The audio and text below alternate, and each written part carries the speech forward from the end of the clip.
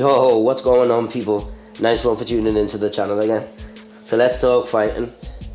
First of all, fucking hell, Fury does the unthinkable and prove me wrong. I'm a man, I can admit that shit. That's the best performance I've ever seen from Fury. And then again, he had to fight like that in order to be more decisive and give him his due. It was very decisive. And if you don't know by now, he stopped Deontay Wilder in the 7th round. Well, the towel got thrown in. But that went against my prediction because I thought it was highly improbable. I didn't think it was impossible, but I thought it was highly improbable that he'd be able to knock out. I thought that he would never be able to knock, not never, but I doubted he'd be able to, very much he'd be able to knock him out cleanly. Fury to Wilder, that is. But I thought if he is going to get a KO, it'll be a stoppage, and I didn't think he'd get it, to be fair, but how it panned out, he done the business, and much credit to him. You know what I mean? I said before, this is to find out who's unequivocally number one in the division, and as of now, it's Fury, and I'm a Wilder fan. Now, that doesn't mean that I'm just going to dismiss Deontay Wilder and say, oh, he's shit, you know, he's a bum and all of that, because no, I do like him, and I do think he can come back. But he didn't put on his best display. And as I know a lot of Fury fans or people who had Fury winning the first fight would say the same. But on paper it was a draw. But this fight he made it decisive. And I give the Gypsy King much credit. He gave a great account of himself. He put Wilder on the back foot. Like, I did watch the BT, I bought it, obviously. Paid for the pay-per-view. I know the BT, I don't really pay an interest to what the commentators say too much because they seem to just like try to say every round. I thought that 1 and 2 were a bit debatable, but I think Fury even said at the end of at the end of the fight when he was saying to Wilder something about he hit him in the first round or something about it being dynamite. But 3, he dropped him. Yeah, it looked like it at the back, like behind the ear, sort of thing, but that's an equilibrium shot, and when they go, from then his whole equilibrium was fucked. Wilder's, that is, and he was bleeding from his ear. And give him his due, he was able to survive for a long time, but I think he did underestimate the 19.5 stone that Fury was in, that Fury came into the fight at, because I thought because he took a lot of Fury's punches in the last fight before this one, he could walk through it, and obviously it kind of fell into Fury's game plan, and Fury, as we know, knows he's good with the mind games, and it fell into it. I thought the first 2 rounds were debatable as who could have won them rounds, but after that, obviously it was just all Fury, other than the round that he got a point took off for him. So at the time of the stoppage, I think it was more so because of how long, from when the first drop had stemmed from and his equilibrium was shot. But when it did get stopped, I thought Wilder he started to throw at least, but the towel come in, and he did look at the ref and seemed like he was coherent. He didn't look like he was all out of it, then walked over to his corner to fume at them. But by that point, he took a lot of sustained punishment, and much credit to Fury. He done the business. I ain't gonna lie, I'm not a hater, you know what I mean, just because I don't believe Fury was, I'm not saying he was my greatest fighter, but at this moment of time I believe he's number one, especially with the performance that he put in. Doesn't mean I don't like Wilder or nothing, but I don't think he's still one of the top guys. But obviously he's being beaten by Fury, and Fury, with most people's eyes, this was to determine who was the number one in the division is. So I even said it. So I'm not going to be like, oh, it doesn't mean he's number one. No, we beat Deontay Wilder, who I believe was the best in that division, along with, Joshua as well, and Fury. So I believe Fury is the number one in the division. So what can we say about Wilder? The few positives that there was in there. The first 2 rounds, maybe. He wasn't too haphazard in terms of, I thought he was, jabbing well, doing some good shots to the body, and he wasn't headhunting a lot. He hit Fury with a few good punches, headshots and a few body shots in the first 2 rounds. But as again, I felt like he rather tends to like get into his groove a bit as the fight goes on. So Fury coming out very quick, as he said he was going to do, and give him his credit. He made sure he had him going back for a bit. But then when Wilder, in the first 2 rounds at least, and then I noticed is when Wilder would get hit or something and would push Fury back up a bit, which I felt that Wilder should have done more of to make him respect not coming in like that, because he took a few shots on the way, Fury. But I felt it as well, Wilder was hesitant a lot, and sometimes it seemed he was very reactive to the feints as well from Fury. But after that equilibrium shot, he showed that he's tough anyway, because as he said, he wanted to go out on his shield. You can't say he isn't tough, because he managed to stay in there from a 19.5 stone man. But Fury was obviously the dominant fighter that night, and he was the better man on the night, and I tipped my hat to him.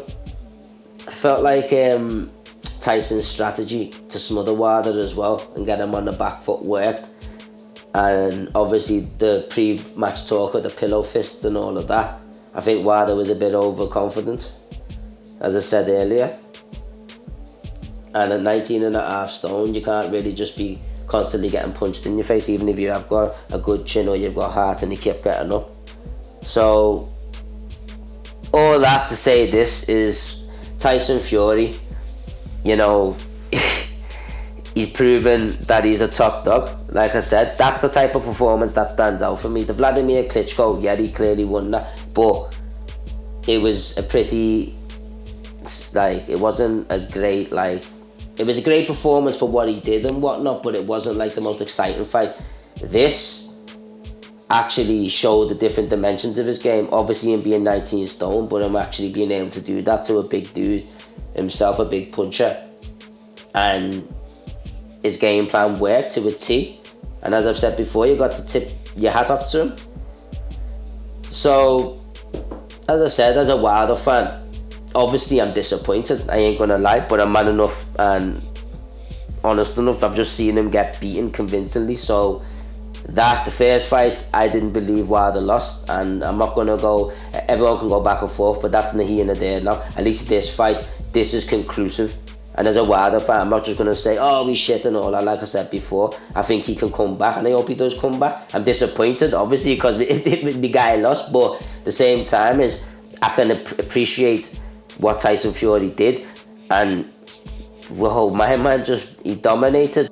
Although I think he got away with a few back of the head shots still that he didn't get called for. But either way, that's not even, it doesn't take away from the bigger picture that he got convincingly beaten, and that's what I prefer. At least I prefer him getting convincingly beaten like that instead of like the arguments back and forth. So this is definitive, and I can appreciate what Tyson Fury done. He showed me different wrinkles and actually showed a good, like, an aggressive style as well, not just running around the ring all the time and trying to, you know, win rounds by showboating or just like not really engaging too much. And to engage with somebody as dangerous as Wilder, you know, and do what he did in that manner, you can't not have respect for him, increase respect, and tip your hat to the guy. So well done, congratulations Fury, enjoy it.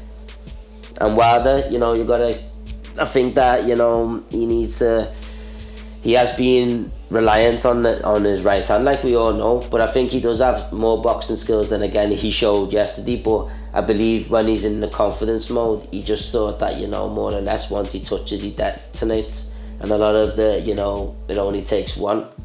So if he needs to start quicker as well, I believe, so he doesn't, like, everyone says not fall behind on points, but I mean to establish himself. And in the first 2 rounds, like I said, he wasn't doing that badly, no matter what the commentators say. But, you know, from that 3rd round knockdown, his equilibrium was all fucked and it was over.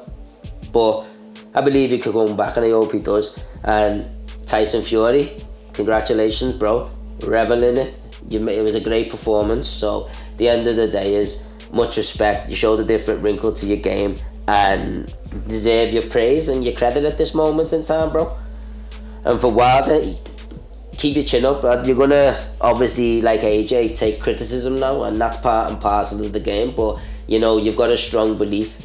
Whether this is true, the rumours are circulating that Wilder can invoke immediate rematch, or can invoke a rematch, but it's like at a later date. So I assume that's with him getting healthy and maybe having a fight in between or something. But at the moment, there'll be a lot of money on the table as well for the rematch with Fury, even though Fury just dominated him.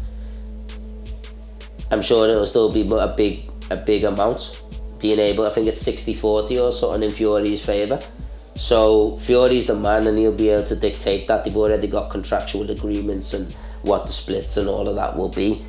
And Wilder should kind of go back to the drawing board. I know we said they had little niggles and that, but as I said before, they just sound like little excuses, and these can happen, you know what I mean? No fighter comes in, but as he said, he didn't make too much of it. He gave Fury his credit, said the better man won, and that's what I expected from either fighter if they lost. And Fury is the #1 heavyweight in the world at this moment in time, I believe anyway, just because of the win of that opponent. Now he's got Vladimir Klitschko and he's got Deontay Wilder on his resume. So when we start talking about resumes, is now I think that them two names alone, the wins against them, eclipses anyone on AJ's record. He fought a younger Tyson Fury, he fought a younger Vladimir Klitschko in his back garden, as he says, and won. And then he's just fought Deontay Wilder twice, once to a draw and once to a emphatic stoppage victory. So that puts him at #1 at this moment in time. So I know they're clambering talking about the AJ versus Fury fight, but people are forgetting as well that Fury said to AJ that he's not fighting in Britain, he's got to fight in America.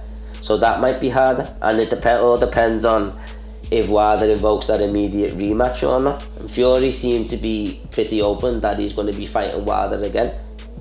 And it was nice to see him give him credit at the end, and it's good. I know these fighters have got respect for each other, and you know, no matter which side of the fence you sit on, you know, they are both tough fighters. Like, I didn't think Fury's punches were as strong, and he obviously went to the Kronk gym, changed it round a bit, and was able to work on his already natural gifts, and was able to put that heavy weight but use it effectively, and was able to stop the most dangerous guy in the division or in boxing at this moment in time with the hardest punch. So Fury's the man. Wilder, you can come back, and AJ, I don't know what's going on with Pulev, but unless Wilder invokes the rematch straight away or at a later date, I don't think the Anthony Joshua fight happens next. But we'll see anyway. And I'll end the video with a congratulations, Tyson Fury. Let me know what you think anyway. How did you view it? Do you think Wilder can come back? Do you think he can't? But either way, as the heavyweight division has got a new #1 at this moment in time. And his name is the Gypsy King Tyson Fury, isn't it? Enjoy. Peace.